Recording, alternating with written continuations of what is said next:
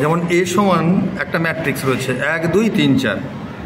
এবার একটা সমীকরণ রয়েছে f(x1 x² - 5x - 2 = 0। এখান থেকে এ ইনভার্স বের করতে হবে, এই ইনভার্স বের করতে হবে। তাহলে এক্ষেত্রে আমরা জেনারেলি করে কি এর সূত্র করে এ সমান কি অ্যাডজয়েন্ট এ বাই ডিটারমিন্যান্টে, এই ব্যবহারটা করে তোমরা সাধারণত করে থাকো। কিন্তু একটা সমীকরণ থেকেও ডাইরেক্ট বের করা যায়। সমীকরণ থেকে কি এই এক্সের কাছে এ বসাতে হয়, a² - 5a - 2y = 0 দিয়ে এখান থেকে কী করে বেরোবে না, এই আই যুক্ত পদকে বাম দিকে লিখতে হয়, বাকিগুলো সব ডান দিকে পাঠিয়ে দিতে হয়।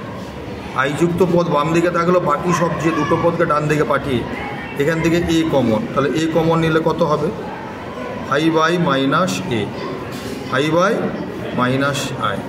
এটা এর দিকে চলে এলে এ ইনভার্স, এটা তো আর নিচে নামবে, মানে নিচে নামলে কি হয়, নিচে ম্যাট্রিক্স হয় না, ম্যাট্রিক্সটা উপরে উঠলে তাহলে এ ইনভার্স, আর দুইটাই পাশে গেল 1 2, তাহলে 5i - a, তাহলে 1 2 5i মানে 5005 মাইনাস এ মানে 1 2 3 4, 5 থেকে 1 বিয়োগ মানে 4 2 -2/2 -2/2, বা আরও যদি ক্যালকুলেশনটা ভালো করে দেয় 4 - 2 -3 আর কত হচ্ছে 5 থেকে 4 বিয়োগ 1, তাহলে হাফ দিয়ে ভাগ 2 -1 -3 2 1